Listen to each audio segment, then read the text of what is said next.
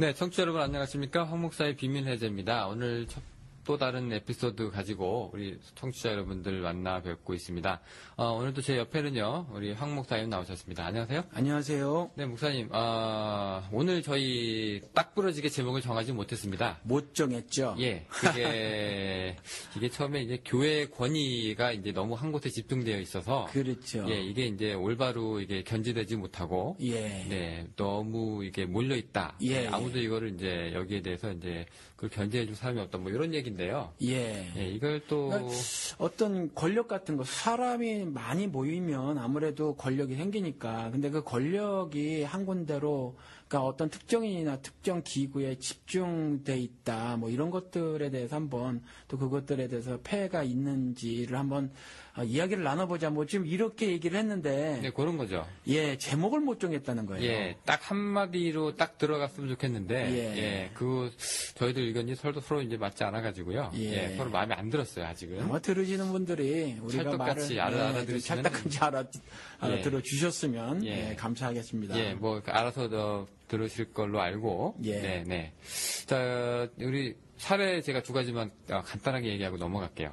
네, 이게 이제 그 사랑의 교회 그 오목사 그 노물 표절 문제가 있었죠. 예. 그때 이제 당회에서 이제 그 문제를 해결했었어야 되는데 웃긴 게 그 당회에 그 오중현 목사가 그쪽에 예. 회의를 주도했습니다. 사회를 보면서 당회장이니까. 네. 네. 그 어떻게 보면은 이제 한쪽이 잘못을 했는데 네. 예, 잘못을 한 다른 그 감사팀에서 예. 이쪽을 이제 견제를 해야 되는데 그 네. 감사팀의 팀장이 또 동일인이다. 네. 예, 당사자다. 이거하고 똑같은 얘기거든요. 그렇죠. 네. 이렇게 돼 가지고 나중에 장애가 나중에 이제 논문 표절은 더 이상 거론하지 않겠다. 네. 예. 이거 교인들은 이제 요즘에 그 가수들도 이제 표절 사건 한번 나오면은요. 예. 아주 그냥 나락으로 이제 굴러 떨어지죠. 그렇죠. 네, 그렇죠. 예, 그렇고 또 미국이나 교수들도 이제 표절 사건이 있으면 예. 예, 뭐 거의 뭐 학위직 내놓고 그죠? 예. 뭐 한국 사회에도 이런 일들이 많은데 예. 예. 교인들은 과연 이제 이 오목사의 이 표절 논란을 어떻게 볼 것인지 이게 반영이 안 됐다는 얘기예요. 그렇죠. 그 조금 전에 가수 말씀하셔서 그런데 제가 정확하게 기억은 안 나는데 8마디인가 그거만 같아도 표절이라고 한대요. 그러니까 노래가 긴데 마디수가 굉장히 긴데 8마디만 같아도 표절이라고 한다고 하는데 그때 오 목사의 그 논문 같은 경우는 노래 한 곡의 8마디 분량이 훨씬 뛰어넘거든요. 그렇죠. 그러니까 굉장히 많은 것들을 표절을 한 건데도 불구하고 사실 그 가수가 당하는 불이익이라든가 또는 당하는 어떤 그 표절에 관한 법적인 제재 심판 뭐 이런 것보다 오히려 가수들이 훨씬 심하게 당했어요. 그렇습니다. 예. 예, 아예 그냥 대중들한테 그렇죠. 또 대중들이 또 기가 막히게 또 알아서요. 예. 네, 이거 금방 드러나기 마련이고. 네네. 근데 이상하게 그 한국 사람들은 이 표절 문제에 조금 약한 경향이 있는데요. 네. 기준이 좀 애매해서 저도 그 유학 생활을 했었지만 한국인들이 특히 이 표절 문제에 좀 많이 당하거든요. 근데 평소 같으면 그냥 넘어갈 수 한국에서는 쉽게 넘어갈 수 있는 문제인데 네. 예를 들어서 이제 다른 사람의 뭐 구절을 인용할 때 자기 말로 바꿔 쓴다고 하더라도 네. 예, 그게 이제 자기 생각이 아니고 그 사람이 얘기였으면은 이제 작은 따옴표. 네. 그다음에 자기 얘기로 바꿔 쓴다고 해도 그 사람의 똑같은 단어를 세 가지 이상 썼을 때는 큰 따옴표. 네. 이게 명시되어 있습니다. 예. 근데 요거 아니고 그냥 자기 문제처럼 썼고 나는 각주 없으면 바로 표절로 들어가는 거예요. 그렇죠. 네. 근데 이게 어영부영 넘어갔다는 얘기예요. 그렇죠. 예, 이거 당회 차원에서 막지 못했던 얘기입니다. 네. 그리고 또 하나가 이제 3.1교회 우리 전 목사 사건입니다. 이거 뭐. 가만있어 봐요. 잠깐만. 당회 차원에서 막지 못했다고 말하니까. 네. 당회에선 막고 싶었는데 네. 못 막았다는 말로 들리는데 사실은 그렇기보다는 당회에서 안 막은 건가요? 안 막았다고 보여지어요. 저는 개인적으로. 그러니까 우리 예. 목사님 그냥 우리가 보호하자. 예, 아마 예. 그렇게 진행된 것이 아닌가. 네. 그러니까 그 6개월인가 뭐 그쪽에서는 말이 자숙 기간이라고 했지만 뭐 6개월 후에 이제 복귀를 했잖아요. 담임 목사 자리로. 네. 예. 그렇죠. 그러니까 못 막았다기보다는 안 막은 게 맞다. 그렇죠. 예. 같이 합심을 해서 일을 도모했다고 볼 수 있죠. 그 같은 그 이너서클이라고 보시는군요. 그렇죠. 네. 그렇게 보실 수 있습니다. 예. 근데 솔직히 이 당회가요. 예. 그 당시 이제 그 안수집사회 그 활동이 좀 있었어요. 그 교회에서. 네. 근데 이제 우리 교회 재정도 그렇고 교회 건축할 때인데 이제 투명하게 운영합시다라고 이제 했는데 이제 그런 활동에 이제 반대 입장을 좀 벌이기도 했거든요. 네.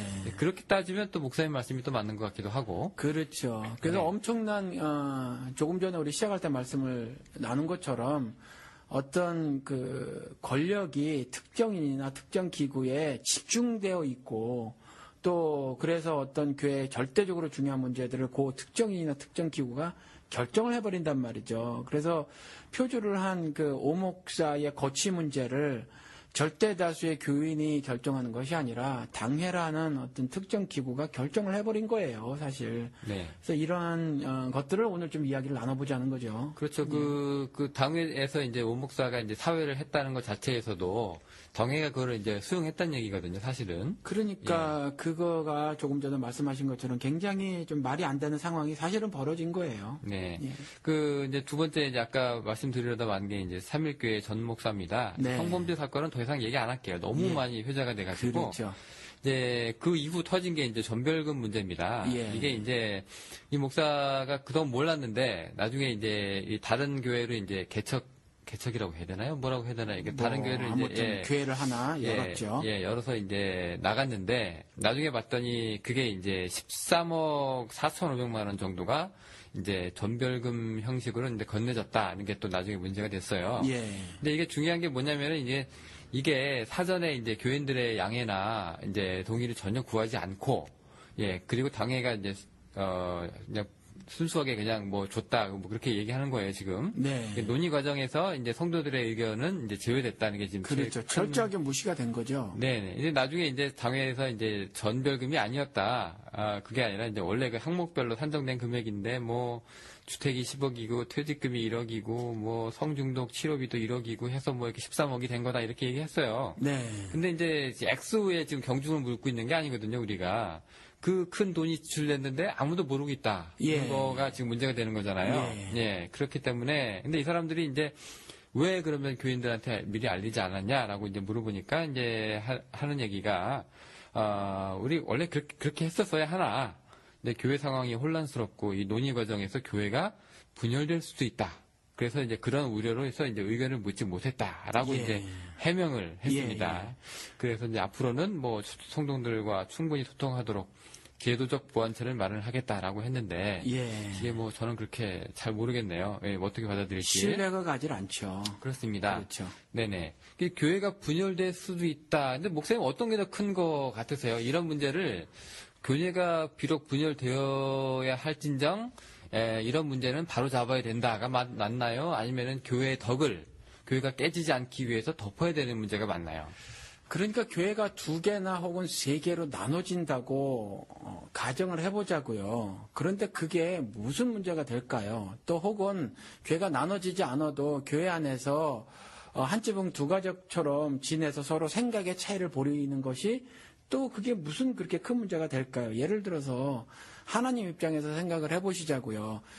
하나님 백성이 뭐 강남구에 A 교회에 있든지 간에 강북구에 B 교회에 있든지 간에 무슨 상관이겠어요. 사실은 그냥 내 교회라고 말하는 거, 흡사, 내 회사, 내 뭐 사업체 뭐 이렇게 생각을 해서 그거 깨트리기 싫은 심정 아닐까 싶어요, 전 개인적으로. 사실 하나님 심정만 좀 생각을 하면 교회가 2개가 되든 3교회가 되든 교회가 정말 추구해야 할 것은 하나님을 신앙하는 거고 하나님 앞에서 올바른 그 신앙인의 태도를 유지하는 거거든요. 그래서 뭐 요즘 하도 그런 말들을 많이 해서 말이죠. 교회 분열을 책동한다는 등 뭐 그 이념화된 목사들 입에서 많이 그런 말 튀져 나오고 무비판적으로 목사의 말을 수용하는 그 교인들 입에서 이제 그런데 사실은 너무 개교의 중심적인 사고라는 거죠. 하나님 교회 생각은 없는 거예요. 전 그렇게 생각을 합니다. 네, 사실 우리가 그 지난주 에피소드가 또 부흥, 성장 뭐 이런 이제 후유증에 대해서 얘기를 좀 했잖아요. 예. 네, 그중에 우리가 이제 짚었던 것이 이제 그 숫자에 대한 집착이거든요. 그렇죠. 예, 이런 거가 좀 어떻게 보면 이제 우상인데 예. 지금 만약에 이제 그 이들이 얘기하고 있는 분열이 예. 신도들을 잃는다고 하는 개념이 예. 뭐 1000명짜리 교회가 500명이 된다. 뭐 10,000명짜리 교회가 5,000명이 된다. 뭐 이런 수준이라면 네.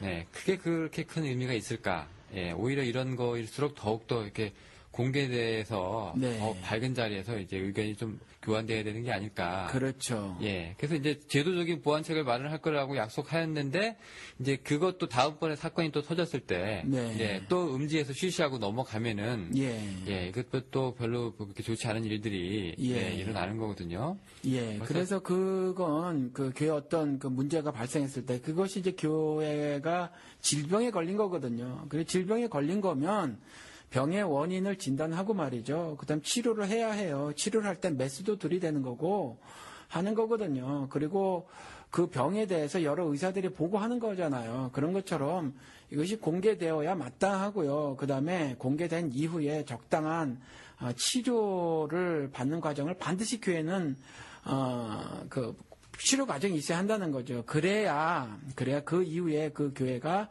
더 건강한 모습을 가질 수 있다고 생각을 합니다. 네. 이 목사의 권위하고 이 당회의 권위 이거요. 네. 이게 보통 이제 교회에서 우리가 이제 많이 설교나 상에서나 이제 듣기로는 이게 이제 하나님에서부터 나왔다. 뭐 이런 거죠. 그 대표적인 게 이거 천주교 아닙니까? 그렇죠. 그래서 거기에는 이제 교황이 있잖아요. 근데 교황은 아시다시피 성경에는 없어요. 그 천주교에서는 교황이 그 베드로가 초대 교황이라고 하면서 그렇게 말을 하고 있잖아요. 베드로는 스스로 말하기를 베드로전서에도 나오는데 자기를 장로라고 소개를 하고 있지 교황이라고 소개를 하고 있지 않습니다. 그래서 교황은 천주교는 보면 이렇게 사다리형 혹은 피라미드형 어떤 권력 구조를 가지고 있는데 교황 밑에 뭐가 있죠? 교황은 이제 주교 중에 한 명인데 로마 교회 네. 주교가 교황이 되는 거죠. 그리고 교황이 임명하는 추기경이 있고 뭐 아무튼 그래요. 뭐 대주교가 있고 그다음 뭐 사제 있고 또 부제 있고 뭐 그러죠. 아무튼 이런 어떤 피라미드형 권력 구조를 갖고 있단 말이죠. 그런데 이 교황이 어떤 치리권 같은 그거를 갖고 있고요. 그 다음에 입법, 사법, 행정의 모든 권한을 다 가지고 있어요. 네, 뭐 막강하죠. 예. 그리고 또, 서양 천주교는 뭐 어떤지 모르겠는데 한국 천주교에서는 그 천주교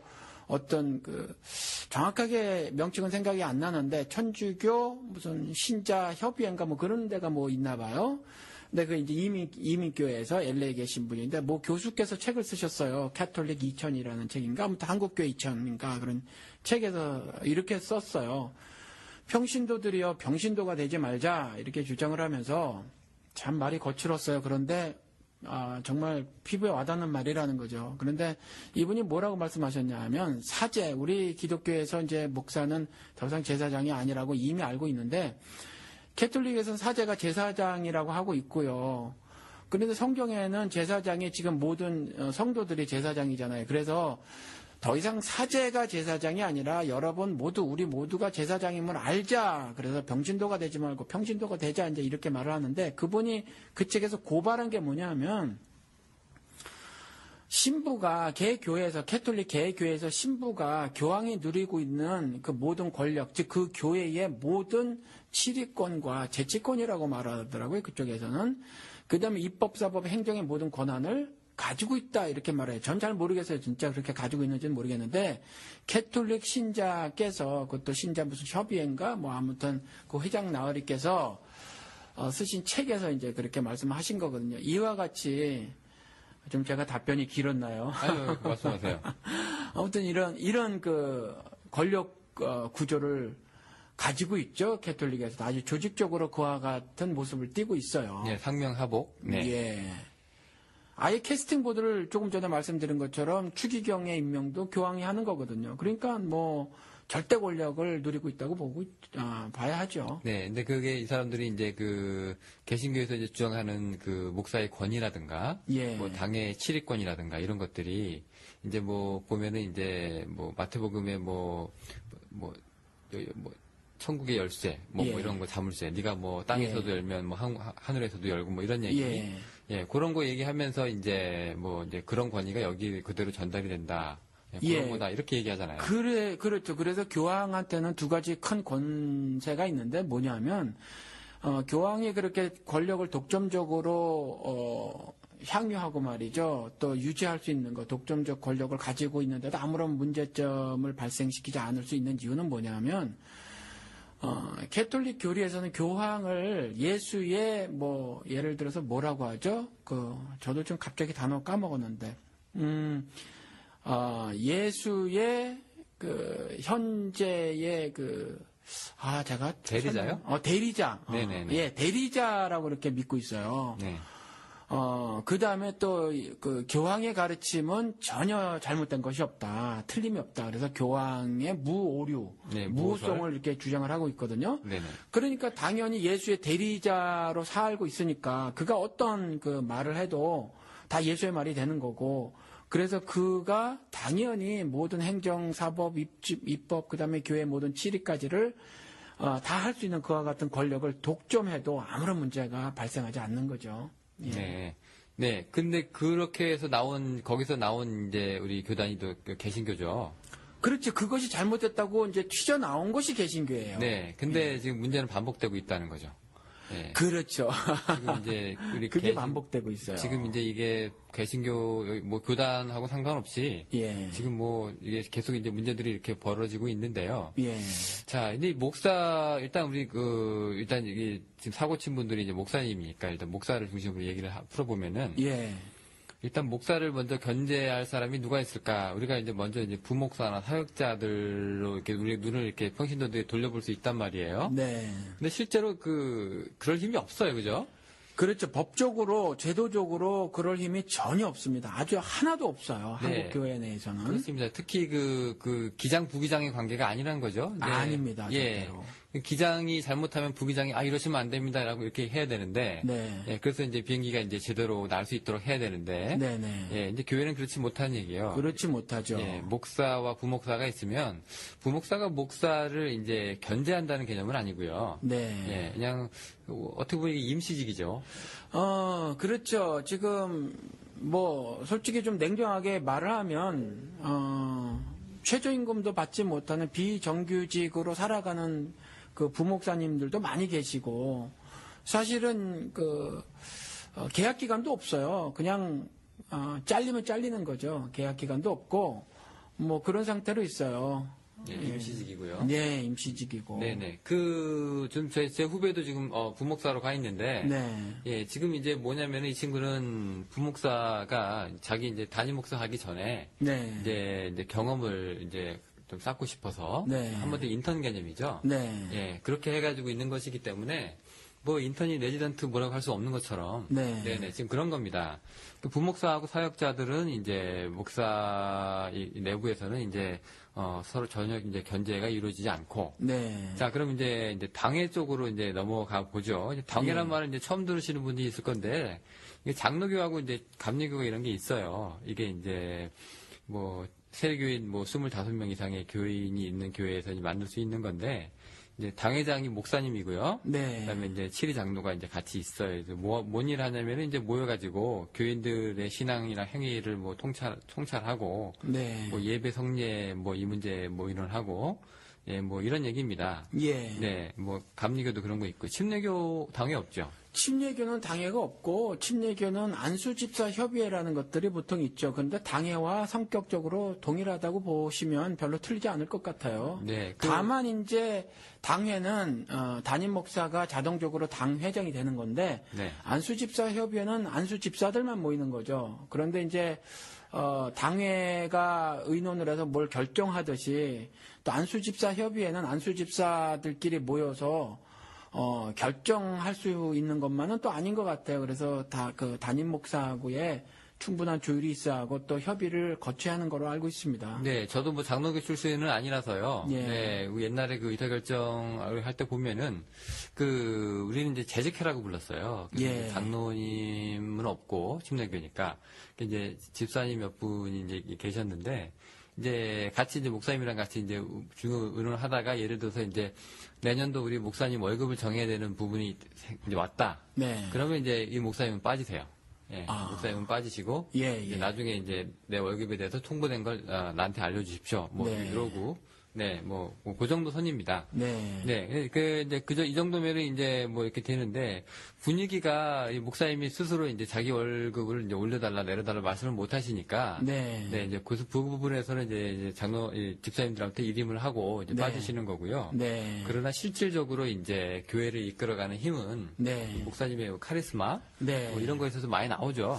그러니까 한국 교회는 뭐 한국 교회뿐만이 아니라 대개 이제 나눠지는 것이 장로교회가 있잖아요. 장로교회인데 장로 정치를 하는 거고, 그 다음에 이제 감독들이 있는 교회가 있잖아요. 감리교? 감리교 같이 그 이제 감독 정치를 하는 거고, 또 그 회중들이 그러니까 회중교회라고 하는 교회가 있고 침례교회가 회중교회 모습을 가지고 있죠. 또 회중교회 따로 있어요. 네네. 근데 이와 같이 회중 정치라는 교회가 있는데 한국 교회 같은 경우는 특별하게 뭐 감독 정치를 하는 교회든지 아니면 장로 정치를 하는 교회든지 아니면 회중 정치를 하는 교회든지 담임 목사에게 집중되는 권력이 있다라는 거죠. 좀 특별한 기독교 사회라고 볼 수가 있어요. 한국 기독교 사회는. 그래서 이 담임 목사가 담임 목사에게 집중된 권력이 굉장히 커요. 그래서 조금 우리 처음에 말씀을 나눈 것처럼 그와 같은 일들이 그냥 벌어지는 거거든요.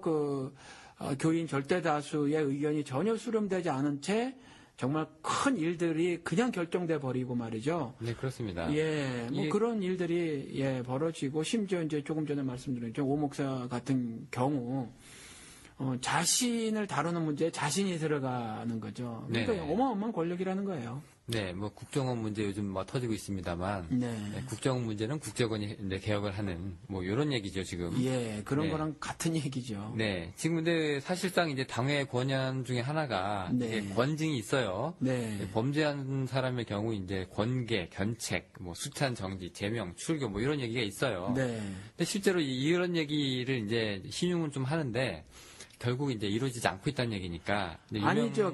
이루어지고 있는데 뭐냐면 지금 요즘에 사건 사고가 나는 교회들 보시라고요.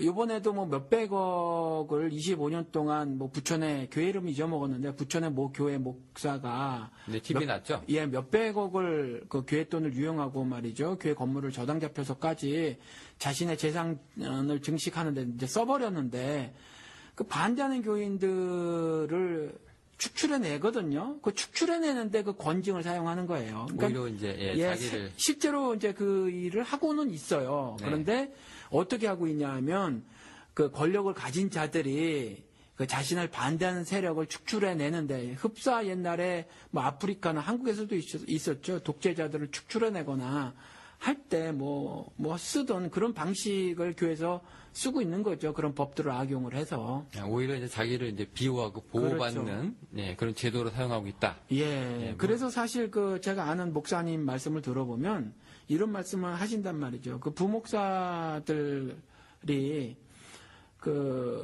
일이 뭐냐라고 이렇게 했었을 때 자기들끼리 자조적으로 이렇게 말을 한다는 거예요. 뭐냐 하면 부목사들의 직임은 뭐냐, 무슨 일을 하는 것들이 무슨 일을 하는 사람들이 부목사냐, 뭐 이랬을 때 담임 목사를 향한 교인들의 충성심을 고양시키고 유지시키는 일을 하는 것이 부목사의 직임이다. 뭐 이렇게 자조적으로 서로 얘기를 했다 이전에 이런 말씀을 하신 목사님을 알거든요. 제가 개인적으로. 비서예요? 그럼 비서?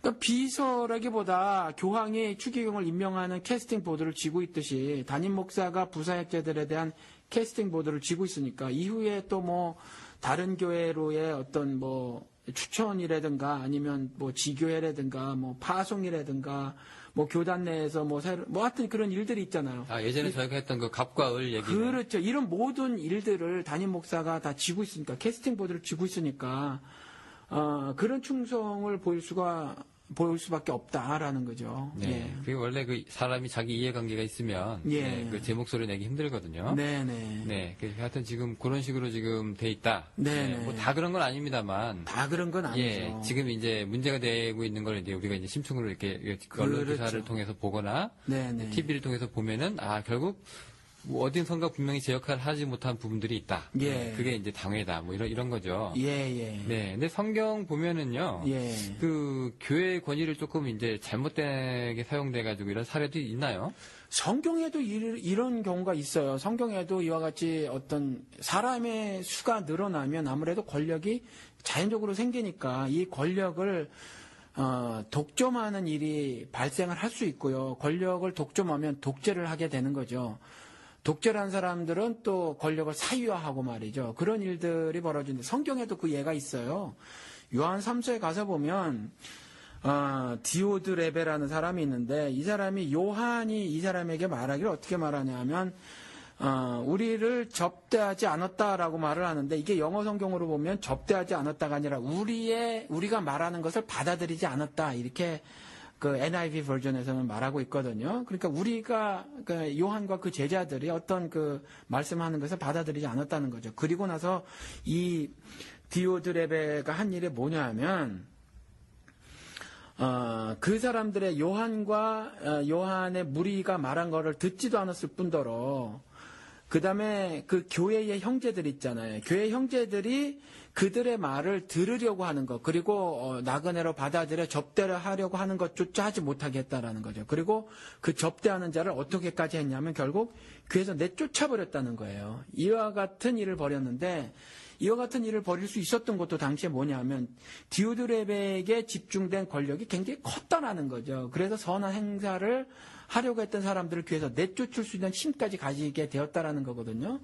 지금도 이제 집중된 권력, 그 권력으로 교회에서 독재를 벌이고 있고 또 독재를 하다가 권력을 사유화해서 말이죠. 뭐 자신의 재산을 증식하거나 또 아니면 아들에게 뭐 교회에 그 목사자를 세습하거나 하는 일들을 벌일 수 있는 건 이와 같이 요한 3서에 나온 것처럼 요한 3서의 그 디오드레베의 경우처럼 권력이 집중돼서라는 거죠. 권력이 집중돼서인데 이와 같은 일들을 좀 개선해야 하지 않을까. 이게 캐톨릭에서 이와 같은 일들이 있어서 말이죠. 그걸 박차고 나온 것이 개신교란 말이죠. 사실 그 캐톨릭에서 교황이 심지어 동성애라든가 강간이라든가 또 사람을 여러 죽이고 가두는 일이라든가 우리 흔히 말하는 고문, 숙청 안 한 범죄가 없단 말이죠. 그런데 그런 악한 일을 하는 교황에게 그 집중된 교회 권력이 너무 커서 이게 잘못됐다 그러고 나온 거예요, 개신교가. 그런데 그 이전에 지금 현재의 캐톨릭을 그렇게 비판하고자 하는 건 아니고 이전에 그런 악한 것들 그리고 그 독점된 권력의 염증을 느껴서 교회는 이 일을 해서는 안 되지 하고 탄생된 게 개신교인데 말이죠. 이와 같은 이전의 중세시대의 교회 모습을 답습하고 있는 모습들이 일부 보여서, 일부라고 말을 해야 되겠죠. 일부 보여서 우리가 한번 오늘 이런 문제를 한번 지적을 해보는 겁니다. 근데 오히려 그 개신교가요. 네. 자기 독재의 길로 들어서기가 여건이 굉장히 쉽습니다. 왜냐면 그냥 자기가 이제 신학교를 졸업해서 목사 안수를 받고요. 자기가 이제 교회를 시작하잖아요. 그러면 어느덧 이제 물론 이제 처음에 이제 목사님 고생하시죠. 그렇지만은 어느덧 이제 교인이 생기고 하다 보면은 이 목사님이 이제 어느 순간에 권력이라고 얘기하면 원래 그 섬김의 자리인데 그 중심에 자기가 서 있는 거예요. 자기도 모르게. 그렇게 되어 있고 나중에 이제 그 교회가 더 이제 성장을 해서 그 수가 늘어나면은 이제 거기에 따른 권력이라든가 여러 문제가 생기죠. 인사권도 생기고. 그러다 보면 이제 자기도 모르게 어느 순간 이렇게 권력의 중심에 자기가 서 있는 건데. 그렇죠. 교황이 되기 위해서는 굉장히 많은 그 결혼도 못할 뿐더러. 굉장히 많은 그 수많은 그 단계를 거쳐야 이제 교황이 되는 건데요. 주기관까지 거쳐서. 근데 담임 목사가 자기 권력 갖기는 어떻게 맘만 먹으면 굉장히 쉽죠. 배신되면.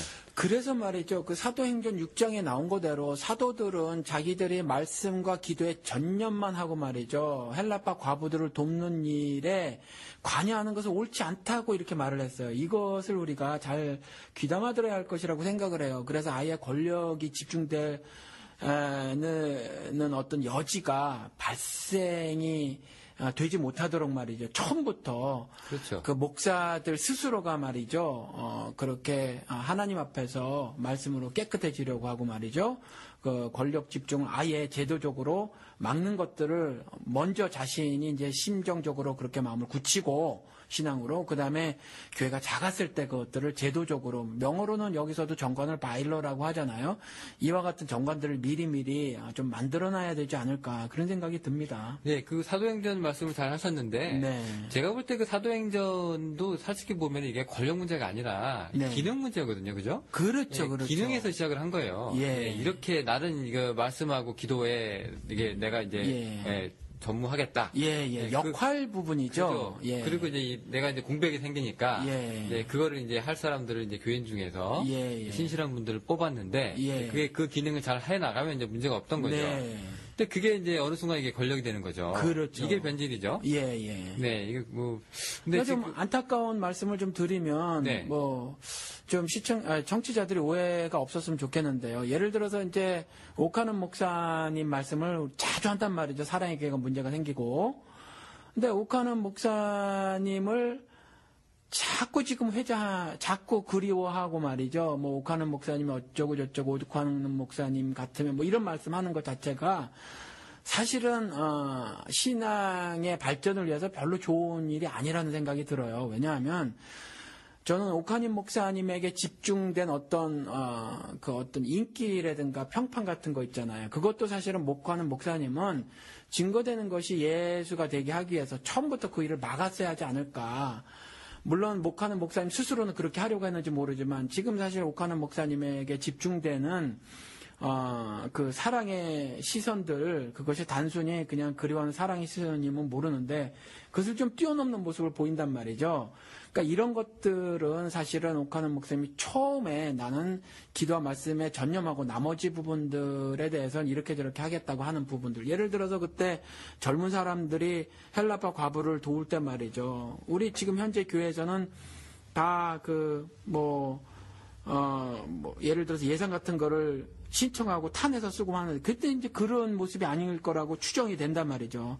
그런 것처럼 정말 오카는 목사님은 그렇게만 해나가고 나머지 부분에 대해서는 예를 들어서 교회의 외적 부분 뭐 건물을 짓거나 그밖에 다른 어떤 사역 부분에 있어서는 자신이 쏙 빠져서 정말 작은 하나의 역할, 말씀 전한 역할에만 전념하는 모습이었으면 지금 이와 같이 과거 우리가 그 교회 성장에서도 그걸 노스탈자 피어리드라고 하는데 과거를 그리워하는 그러한 모습에 현재 사랑의 교회가 아니지 않을까 이런 생각을 한번 해봅니다. 그러니까 본인도 모르게 이제 자기가 이제 그 점점 이제 사람들의 관심의 대상이 되고 그렇죠. 예, 그러면 이제 스스로 그 자리에서 이제 빠져나오셨으면 더 좋았었다. 예, 그런 거죠. 깨어 있어서 자신에게 집중되는 그 사랑과 관심들 있잖아요. 바울이 이제 사도행전에서 그와 같은 일들이 우리 한번 어느 때 방송에서 얘기를 했거든요. 네, 했었죠. 예, 뭐 제우스 신전 뭐 이런 신전에 있었던 사람들이 죄다 와서 자기를 찬양하는 일이 있었을 때 막 그 역정을 내가면서 너희들이 그 집중해야 될 사람, 너희들이 보아야 할 것은 내가 아니라고 이제 역정을 내는 모습이 나온단 말이죠. 그 자리에서 뭐 옷을 찢었죠. 예, 그런 것처럼 사실은 뭐 누구나 그 목사의 4가지 범죄 중에 하나라고 이제 뭐 말을 하는데 말씀보다 인기를 좋아한다고 그 미국 사람들이 얘기하는 거예요.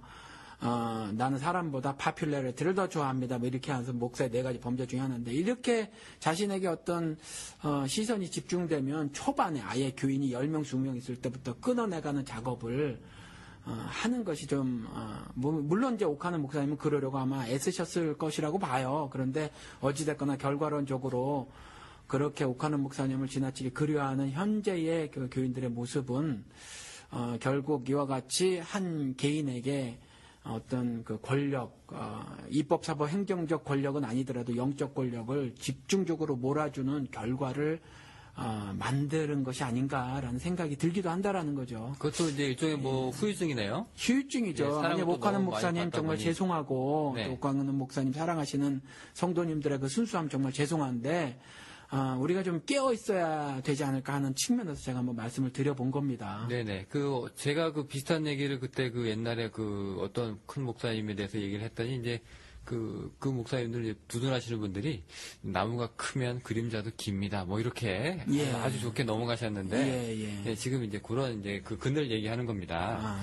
그렇죠. 네. 그 얘기였어요. 아유, 네. 갑자기 비유를 하셔가지고 당황했어요. 네네네. 예. 네. 그래서 지금 우리가 자 그러면 이제 사회에서도 예. 또 우리 정치도 마찬가지고 우리 또 조그마한 우리 회사라도 다 사측이 있지 않습니까? 네. 그런 게 있어가지고 이제 뭐 그런 걸 뚜렷하게 해가지고 징계하고 감봉하고 네. 그다음에 정직하고 그다음에 직위해제하고 뭐 이런 게 다 있거든요. 네. 네. 근데 지금 같은 경우에는 이제 마음 먹고 이제 교회에서 이제 권력을 잡은 사람이 아까 말씀하신 요한 3서회 같은 경우에 이제 제어하지 못할 정도로 이런 일들을 하니까 네. 자, 그러면 이제 권위주의로 가는 걸 막기 위해서 그러면 이제 사회는 민주주의를 채택을 하고 있잖아요. 네. 독재를 막기 위해서. 네. 네, 그러면 이제 교회는 네. 어떻게 가야 되느냐? 네. 네, 일단 제가 목사님한테 하나 궁금한 게요. 예. 자, 그러면은 가장 완벽하고 네. 가장 성서적이면서 네. 가장 그리스도의 뜻에 맞는 네. 그런 제도적 장치가 뭡니까? 이렇게 먼저 이렇게 한번 물어보고 싶습니다. 예. 있나요? 그 제도적 장치는 저는 모르겠어요. 그 완벽한 제도적 장치가 세상에는 저는 없다고 봐요. 성경에 그렇게 말을 하고 있거든요. 예수님께서 요한복음에서 내 나라는 이 세상에 있는 것이 아니라고 말씀을 하셔요. 그래서 이와 같이 완벽한 세상은 그냥 꿈에서나 이루어질 거죠. 그래서 유토피아 같은 것들을 상상으로 그려대고 말이죠. 그래서 이런 몇 시간 한다고 돼 있나요? 유토피아에서 한 30시간 한다고 돼 있나요? 그리고 가장 최소한의 법만 제정하고 사는 사회 뭐 이런 것들을 꿈꿨잖아요. 네. 이건 그냥 꿈에서 이룰 수 있는 거고 또 그 유토피아도 역시 완벽한 사회일까를 생각해 봤을 때 뭐 그렇지 않을 수 있어요. 그래서 완벽한 사회가 이 세상에서 완벽한 사회를 이 세상에 구축할 수 있을까라는 만약에 신앙적 질문을 하거나 네. 아니면 뭐 사회과학적 질문을 하면 저는 뭐 그럴 수 없다고 생각을 해요. 나중에 그것은 세상 나라가 그리스도 나라가 되는 즉 새하늘 새 땅이 이 땅에 도래하는 날 하나님이 왕으로 군림을 하셔서 하나님의 공의로우신 하나님 그 공의를 실천함에 있어서는 절대적으로 사랑으로 방식을 채택하시는 하나님 그 하나님이 다스리는 세상 그 나라에서 하나님의 그 사랑의 공의가 문화가 되고 체육이 되고 예술이 되는 그러한 나라가 아니면 완벽한 그 제도를 구축한 나라, 도덕을 구축한 나라는 아마 이 세상에서는 건설할 수 없다고 생각을 해요. 네, 우리 자본주의도 많은 이제 폐해가 나타나고 있고요. 네. 지금 공산주의도 이미 실패했다는 의견들이 좀 많이. 문 닫았죠, 공산주의. 예, 이제. 지금 북한이 좀 이렇게 중국이랑 하고 있지만. 네, 공산주의 아니에요. 네. 예, 일당 독재죠. 공산당 말고 다른 야당도 없는 일당 독재고. 그렇습니다. 예, 마르크스주의를 실천하는 국가들은 아니에요, 절대적으로. 네. 예. 중국도 지금 보면은 공산주의냐라고 물어봤을 때 글쎄요. 일당 독재를 하는 자본주의 국가라고 볼 수 있죠. 네. 예. 요즘 중국도 지금 돈에 많이, 그죠? 예. 지금 영향을 받고 있기 때문에. 예. 네. 어쨌든 그렇습니다. 그러면은 이제 교회는요. 네. 자, 그러면은 이제 교회에서 이제 독재는 이제 허용이 돼서는 안 된다. 네. 네. 그러면 뭐가 있을까요? 만약에 민주주의가 그러면, 교회에서도 그러면 이루어져야 되는지. 그러니까 세상에서는 어차피 완벽한 제도를 구축한 나라는 만들 수 없다고 제가 말씀을 드렸으니까 저는 그것이 성경에서 말하고 있는 거라고 보고요. 그럼에도 불구하고 저는 독재를 막기 위해서는 민주주의를 해야 한다고 생각을 해요. 그러니까 차선인 거죠, 이건 차선. 현재는 차선이라기보단 최선이라고 생각을 하는 거죠. 인간 사회에서. 그러니까 민주주의가 정답은 아니에요. 그 마이클 샌델 교수의 책에서도 그 민주주의 배신이라고 민주주의에 대한 민주주의가 정답은 안 된다는 거죠. 그 민주주의도 함정이 있고요. 또 민주주의가 가진 폭력성도 있다는 거죠. 성경에서도요. 예수 그리스도께서 다수의 결정을 막은 경우가 창녀에게 돌을 던지는 심판을 막으셨거든요. 이것도 다수결을 막으신 거예요. 그리고 또 저 구약에도 그런 말씀이 있어요. 그 다수를 따라 가난한 자를 그 뭐 송사하지 말라 뭐 이런 구절도 있거든요. 그러니까 다수를 따라 불의한 일을 행할 수 있는 거거든요. 그래서 하나님의 법은 뭐냐 하면 조금 전에 말씀드린 것처럼 하나님의 공의가 우선되는 거예요. 그래서 무조건 다수라고 해서 옳은 건 아니어서 민주주의를 도입하는 것이 교회에서 교회가 정답을 찾는 건 아니지만 해답이 5개라고 치면 해답 중에 1개는 될 수 있어서 우리 인간들이 하나님을 신앙하는 신자들이 제시할 수 있는 가장 최선의 그 해답이 아닐까라는 생각을 개인적으로 해봅니다. 그런데 지금 현재 그 우리 교회는 이제 민주적이다라고 이제 공표하고 있는 게요. 네. 지금 장로교도 어떻게 보면 이게 민주주의의 한 방법이 이제 대의원 제도를 쓰고 있는 거거든요. 네, 네. 많은 사람들이 이제 모이지 못하니까. 네. 예, 그러니까 이제 장로든 집사든 뽑아가지고. 네. 예, 그 사람들 통해서 이제 간접적으로 지금 이제 민주주의를 실현하고 그렇죠. 있는 건데 그게 네. 지금 안 되는 거잖아요. 이 문제가 생겼을 때. 그렇죠. 네, 그러면 이 상황에서 민주주의가 다시 확립이 돼야 된다면 이거 어떻게 해야 됩니까? 그러니까 다시 확립이 된다기보다는 지금 현재 일단 겉모양은요, 일단 틀은 한국 교회들도 그와 같이 그 권력이 집중된 모습을 보이는 교회들조차 제도적이나 법적으로 민주주의 형태를 갖추고는 있어요. 그런데 문제는 뭐냐면 그것들이 실천이 좀 잘 안 되고 있다는 것하고 또 여러 가지 그 맹점들이 있어서 당장 눈에 띄는 거 한두 가지만 가지고도 민주주의가 실질적으로 실천되지 못할 그러한 일들이 발생이 되는데 예를 들면 조금 전에 우리가 처음에 말한 것처럼 말이죠. 당회 같은 경우 당회가 이제 결정기구란 말이죠. 그런데 개인적으로 당회가 결정기구가 아니라 심의기구면 어떨까라는 생각을 해봐요. 그래서 결정하는 게 아니라 그렇죠. 심의. 예. 심의기구가 되지고 또 무엇보다도 중요한 건 우리가 그 전병욱 목사에게 10몇 억이요. 그 지출되는데 전혀 그 절대다수의 민주라고 하는 절대다수의 그 교인들이 몰랐었다라는 거거든요. 그런데 그러니까 그 교인들의 그 여론 수렴 과정 같은 것들이 사실 교회에 없어요. 그러니까 이런 일들을 좀 제도적으로 보완을 하고 말이죠. 아니면 새로 만들거나 있다면 보완을 하고 없으면 새로 만들고 해서 그 절대다수 교인들이 토론도 거쳐가면서 충분한 여론 수렴 과정을 갖고요. 그 다음에 또 그밖에 그보다 좀 작은 일이라면 당회나 이런 데서 그저 심의만 하는 거예요. 심의만 하고. 그럼 의결은 누가 합니까? 의결은 교인 전체가 참여해서 뭐 교인총회 아니면 성도총회가 결정기구가 돼서 결정을 하는 것이 좋지 않을까 생각이 듭니다. 이런 부분도 좀 있지 않을까 싶은데요. 예. 그게 일단 먼저 모든 사람들한테 이제 한 표가 주는 거는 이제 굉장히 이상적인 개념이긴 한데. 네.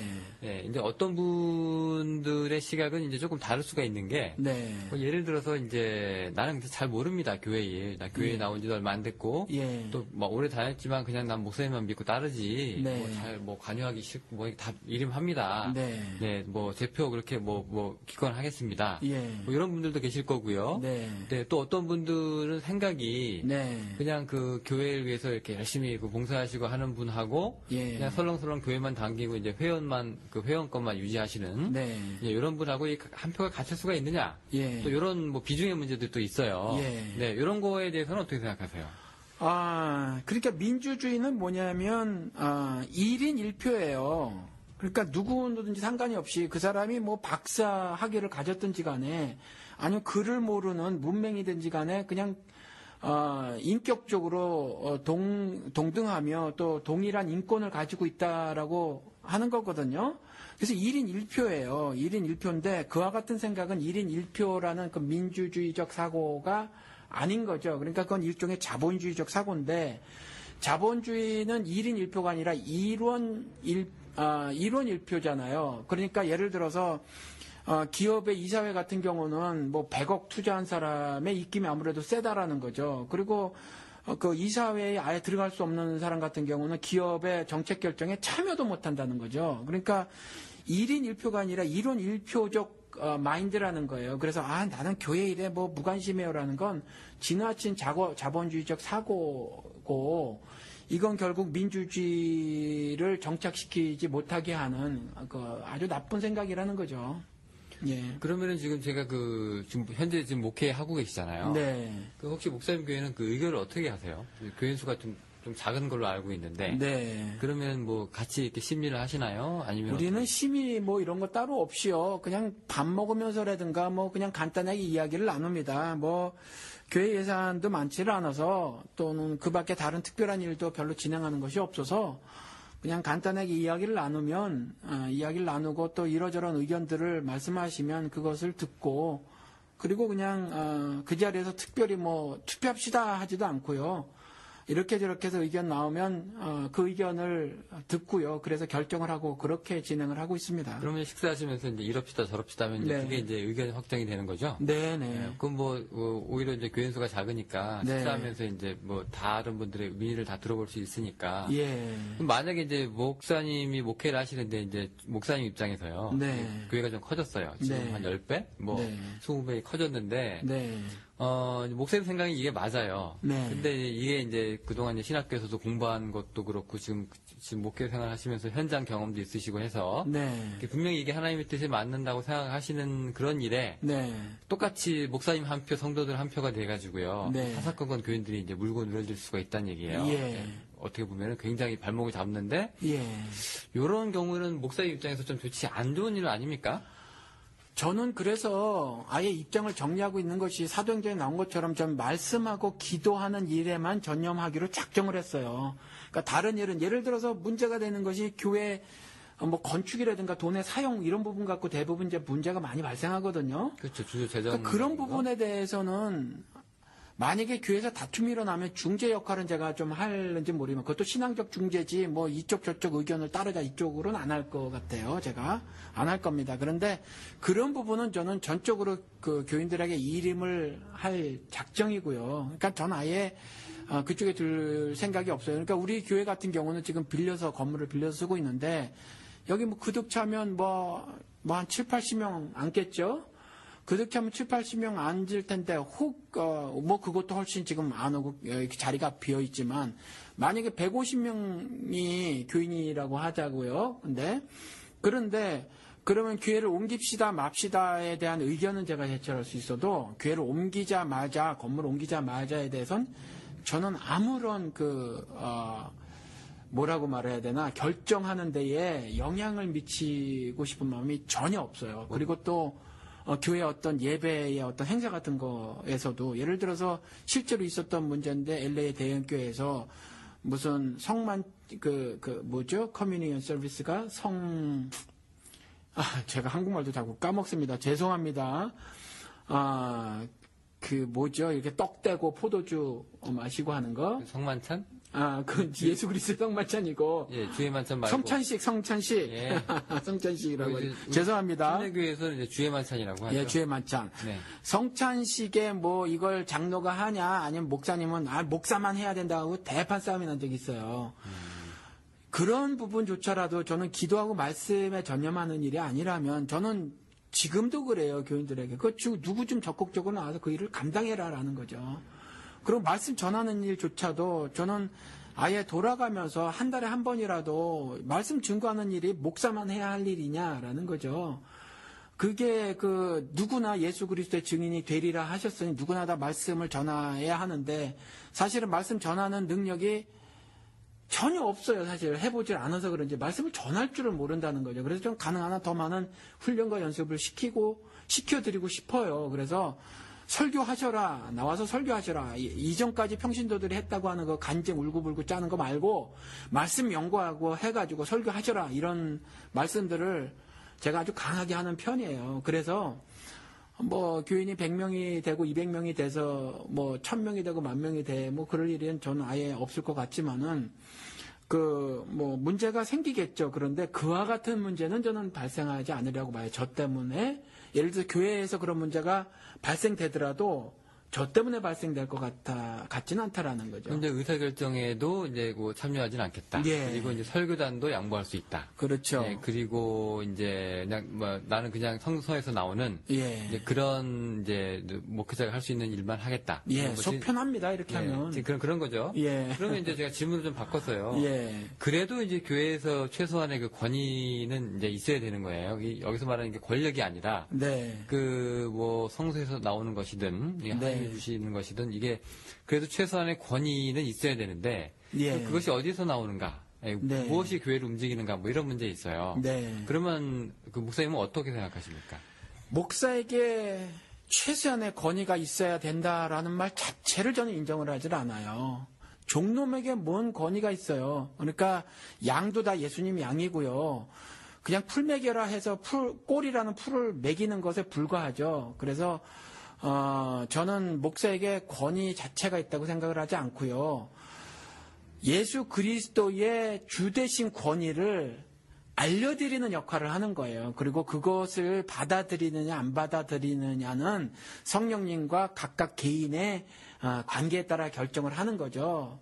그것이 결정나는 거고 저는 그냥 말씀을 전하는 자의 역할만 감당을 할 뿐입니다. 네, 그 목회자의 권위는 그렇고요. 네. 그게 이제 교회의 권위를 얘기하는 거예요. 지금 말씀드린 네. 거는. 네, 네. 그래도 교회는 어느 방향으로 간다는 그 지침이 있고, 네. 그 인도하심을 따라서 가는 거잖아요. 네. 그럼 그 권위가 어디서 나오느냐?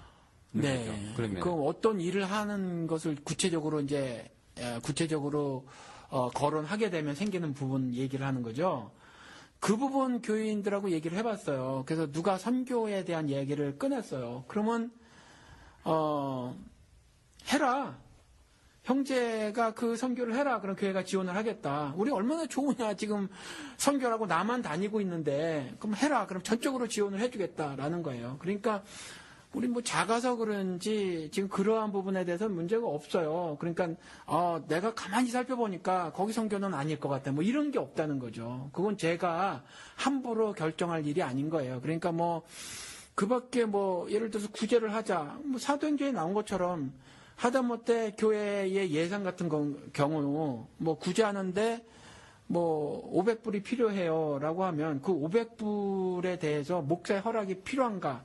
저는 그것도 필요하지 않다는 거죠. 교회 예산에 대해서 심의 기구가 필요하지만 그냥 결정하는 입장에 저는 있지 않고 당연히 몇몇이 구제에 대해서 꿈을 꾸고 그것을 실천하기를 소원하면 예수 그리스도의 영광을 위해서 하기를 원하면 교회 예산을 자기들이 알아보고 또 자기들 생각에 그만큼 여러 가지 사정을 돌아봐서 필요하다고 하면 자기들이 꺼냈을 수 있도록 하는 거예요.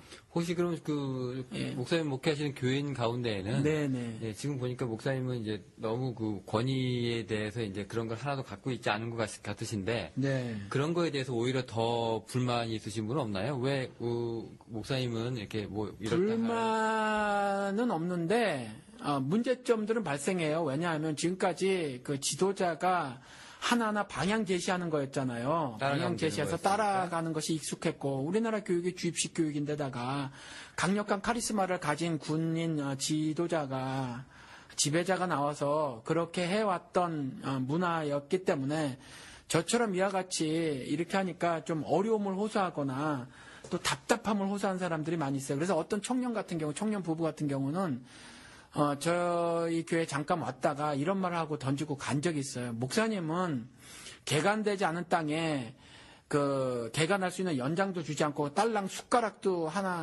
하나 주고 어떤 경우 숟가락도 안 주고 파먹으라고 하는 것 같다. 이런 말을 하고 이제 간 적이 있는데 저는 그게 옳다고 생각을 해요. 왜냐하면 저는 중간에서 하나님과 이분들 그러니까 교인들의 관계를 맺도록 도와주기 위해서 말씀을 가르치는 역할만 하는 거지 직접적인 관계는 알아서 개인들이 가져야 하는 부분들이거든요. 그래서 저는 그렇게 생각을 하고 있어요. 네, 예를 들어서 목사님한테 제가 병이 낫게 좀 기도 좀 해주세요. 라든가 이런 개인적인 그런 목회자로서 해줄 수 있는 그런 얘기들 있잖아요. 네. 그런 거는 부탁을 합니까? 저는 설교 시간에 그런 거를 몇 번 말을 해가지고 부탁을 해오지 않아요. 근데 병 같은 경우는 이제 아예 제가 그런 쪽에 대해서 설교해서 그 질병 치료에 담겨져 있는 하늘 뜻을 알아야 한다. 마태복음 9장같이 하나님께서 예수 그리스도께서 자신의 주 되심과 그리스도 되심을 말씀하기 위한 거였지 그 병 자체의 목적이 병 치유 자체의 목적이 아니었다고 말을 해서 그 부탁은 없는데 비즈니스 여기는 이제 사업체를 차리면 마귀의 말인 건데, 시작은 미약하으나 나중은 창대하리라고 하는 그 마귀의 말을 갖다가, 이제 갖다 걸어놔 주고 그러잖아요. 목사들이 가서 이제 기도해 주고, 또 장사가 요즘에 다 경기가 안 되니까, 기도해 달라고 하면 기도하죠. 전 아예 못을 박았어요. 그런 기도 부탁을 하면 나는 참 괴로우니까 그런 기도 부탁은 하지 말아 달라고 참 불편하다. 노라고 목사가 말할 수도 없고 또 그렇다고 장사 잘 되게 해주세요라는 기도하기도 신앙적으로 안 되니까 그런 부탁은 얘기하시지 말아라라고 말씀을 드려서 이제는 그런 부탁들은 안 하세요. 네. 그런 얘기 생각나네요. 옛날에 그 우산장수, 소금장수 있는데, 그죠? 그렇죠. 비가 오면 우산장수가 흥하고, 예. 소금장수는 망하고, 그런 얘기. 예. 그러니까 새벽 예배 시간에 우리 잠깐 말씀을 나눴지만, 소중한 것을 식물로 바꿔버리는 데다 예레미야에 나오거든요. 그러니까 소중한 예수 그리스도, 또 예수 그리스도의 십자가 대속 죽음을 먹는 것으로 맞바꿔버린 기복신앙이 지금 너무 심해요. 그래서 저는 아예, 그런 것들을 금지하고 있기 때문에 교회에서, 제 개인적인 신앙으로 저에게 그런 개인적인 부탁을 하고 있지 않습니다. 어떻게 권력 얘기하다가. 그게 왜냐면은, 이 목사님들 입장에서 이 권력 얘기가, 이 권위라고 하는 게요. 보통 영적인 권위 목사님들한테 많이 얘기하잖아요. 목사의 기도를 통해서 무슨 일이 해결되고 복받고 하는 부분들. 목사님들은 이런 걸 굉장히 나쁘게 말하면 즐기시는 거고, 좋게 말하면 목회자들한테, 성도들한테 도움이 되려고 굉장히 노력을 하시는 거거든요. 네, 근데 이런 것까지 이제 있으신지. 심지어 조금 전에 아까 그 카톨릭 평신도 협의 회장님인가 하시는 분도 이제 실질적인 제사장 역할을 하는 사제에 대해서. 사제는 우리 모두가 사제지 평신도가 병신도가 되면 안 된다라고 그렇게 말씀하고 있는데 이미 이제 우리 개신교에서는 알고 있는데 말이죠. 아직까지 목사의 손을 통해서 목사의 기도를 통해서 하나님께서 복을 전달해 주실 거다라고 하는 건 예수 그리스도께서 성소의 휘장을 가르시고 만일 제사장 제도를 확립하신 것에 대한 불순종이에요. 사실은 그 굉장히 악한 행동이죠. 악한 행동이고 예수 그리스도께서 보면 정말 자신의 십자가 대속 죽음을 되돌리고 싶을 만큼 굉장히 후회 막급하게 생각할 만큼 정말 커다란 죄악을 저지르고 있는 거예요. 사실 예수 그리스도 앞에서. 네네. 우리가 지금 대안이라고 할지요. 이거 최선이라고 얘기하셨는데 결국 민주주의 이제로서 이제 우리가 이제 교회에 이제 조금 제 역할을 좀 해야 된다. 그 제도가 이제 차선이다라고 이제 말씀하셨는데 최선. 그런데 이제 해답은 여러 개지만 정답은 아니라는 거죠. 처음에 말씀드린 것처럼 정답은 이 세상에는 없다고 보여지고요. 해답은 5개라면 민주주의를 이식하고 그다음에 그걸 확립해 나가는 것이 그 교회 안에서의 권력 독점 그리고 독점이 만들어낸 독재 그리고 독재에 이어지는 권력의 사유화 그리고 사유화가 만들어낸 여러 가지 폐해들 교회 세습 같은 거 이런 것들을 막을 수 있는 방법일 수 있다. 최선의 방법이 현재는 민주주의가 아닌가. 그래서 세상에서도 민주주의 제도를 채택을 하고 있는 것이라고 생각을 합니다. 이게 조금 그 민주주의라고 하는 게 이게 조금 이게 시민의식에 따라서 좀 다른데요. 그 한국 같은 경우에는 이 민주주의라고 하는 것이 어떻게 보면 나쁜 뉘앙스로 그죠? 분열이나 혼란, 그죠? 이런 싸움. 요런 거. 하나되지 못함. 요런 거를 이제 상정하는 사람들이 있어요. 근데 미국만 해도 좀 그렇진 않죠. 다양한 소리 들으니까요. 그렇죠. 그래서 그 민주주의가 발전된 나라들은 다양성의 모습이 보여요. 그래서, 일종의 조금 전에 그 지적하신 거대로 나는 교회에 그렇게 많이 관심을 두고 싶지 않아요. 라든가, 회원권이라고 말씀하신 것처럼 말이죠. 그냥 교회 하도 등록하기를 원하니까 이름이나 써내고 그냥 끝에 앉았다 가시길 원하시는 이런 분들, 회원권만 가지고 계신 이런 그 교인들, 이런 분들이 이제 많이 계신데 말이죠. 이런 분들의 시민 의식이 좀 고치될 필요가 사실은 있다는 거죠. 그래서 사실은 역사를 살아감에 있어서 내가 주인 의식을 갖고 살아야 하지. 내가 뭐 이름도 없는 뭐 예를 들어서 뭐 드라마 같으면 지나가는 행인 1, 2 뭐 이렇게 살면 안 되는 거거든요. 왜냐하면 그게 내 역사니까 내가 속한 공동체, 교회라는 공동체 일이고 내 삶의 일부분이니까 그와 같이 주인의식을 갖고 살아야 하는데 말이죠. 그리고 그래서 교회에서 벌어지는 모든 일들에 대해서 비판적 시각을 가지고 또 그 비판적 태도를 견지하고 말이죠. 그래서 늘상 어떤 새로운 대안들을 모색해서 제안하고 하는 일들이 사실은 교회의 발전을 위해서 필요하다라는 생각을 합니다. 네, 그 미국만 해도 뭐 시민의식 젊은 아이들, 어린 아이들한테 이제 고치시키기 위해서 그죠? 네. 학교에서도 많이 노력을 하죠. 그래요. 맞아요. 저도 여기서 아이를 셋 낳아서 키웠는데 지금 대학생들이 됐지만 어렸을 적에 보니까 말이죠. 그러니까 벌써 꽤 된 거예요. 아이들이 대학생이고 초등학교니까 초등학교 2학년, 3학년 뭐 요때인 것 같아요. 제가 아이가 셋인데 셋 다 그런 걸 했는데 이제 일종의 학교에서 어떤 프로젝트를 가지고 교육을 시킨 건데 뭐냐 하면 전부 다 데모를 하라는 거예요. 전부 다 학생에게 어떤 주제를 하나 가지고 데모를 해라. 무조건. 예, 무조건 데모를 하게 하는 거예요. 이게 잘못됐다라고. 근데 우리 아이가 하나가 그 친구가 이걸 했다는 거죠. 치킨 먹으면 안 된다. 왜 치킨 먹으면 안 된다의 이유가 치킨이 그러니까 치킨이라고 제가 말했는데 닭. 네. 닭이 불쌍해서 먹으면 안 되는데 그 이유가 비판 이유가 불쌍해서 안 된다는 거예요. 그러면 죽어가는 동물들이 어디 하나입니까? 근데 아무튼 그 어린아이 눈에 아마 닭이 보였던 모양이에요. 근데 미국에서는 닭을 고기로만 봤지 닭을 잘 못 보고 자라는 애들이 많단 말이죠. 왜냐하면 닭은 공장에서 생산이 되기 때문에. 네네. 근데 아마 어떤 프로그램을 봤나 봐요, 이 어린아이가. 그래서 그거를 이렇게 피켓을 들고 이제 모든 학생들이 교회에서 시위를 하게끔 한 거예요. 이건 왜 그랬냐면 민주주의 역사가 오래된 미국에서 이와 같은 사회를 위한 비판은 조금 더 나은 사회, 조금 더 건전한 사회, 조금 더 발전된 사회, 조금 더 시민이 잘 살 수 있는 사회를 만들 수 있다는 것을 그 역사를 통해서 이미 알고 있어서 그 우리 후손들에게 자신의 후손들에게 그걸 가르치는 거거든요. 그와 같이 비판의식을 가져라. 근데 한국도 마찬가지라는 거죠. 특별히 세상에 빛과 소금의 삶을 살으라고 하는 교회는 특별히 더 앞서서 말이죠. 이와 같이 비판의식을 가지고 건전한 비판을 하며 또 건전한 대안을 제시하고 이와 같이 권력들이 독점되고 그래서 독재를 하게 되고 또 권력을 사유화해서 엄청난 악행들을 저지르는 것들 또 그 밖에 다른 부분에 있어서도 말이죠.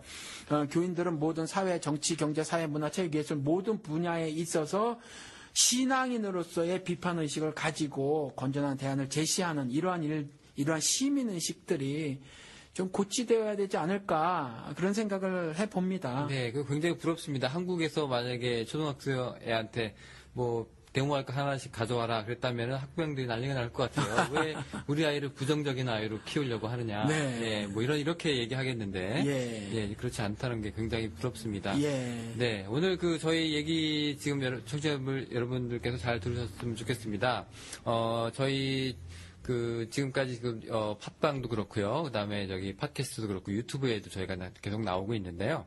네, 여기 댓글 달아셔서 또 여러 가지 의견들 남겨주시고 또 더 좋은 조언들이나 아니면은 비판의 말씀 많이 남겨주셨으면 좋겠습니다. 자, 오늘 이 내용 우리 목사님이랑 같이 나눠봤습니다. 목사님 너무 감사드리고요. 예, 감사합니다. 네, 저희는 그러면 다음 주에 또 다른 주제로 청취자 여러분들 만나뵙겠습니다. 감사합니다. 안녕히 계세요. 네.